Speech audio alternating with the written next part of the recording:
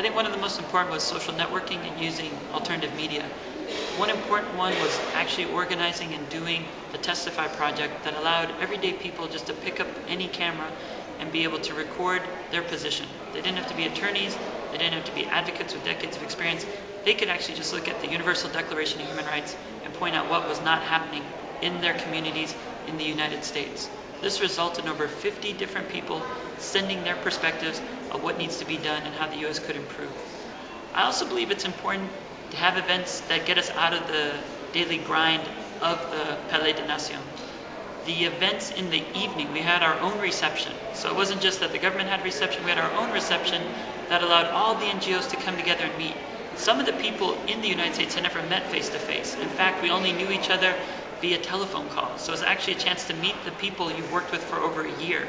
And that turned out really amazing. The other, though, was the Epilogue Human Rights House party. And that was amazing in that NGOs, the Office of the High Commissioner for Human Rights, government delegations, and other civil society came together in an informal setting. We were able to watch films for 2 hours made by the US NGOs. And then we also had an informal panel where people could just talk briefly about some of the important issues that they felt need to be addressed with the UPR.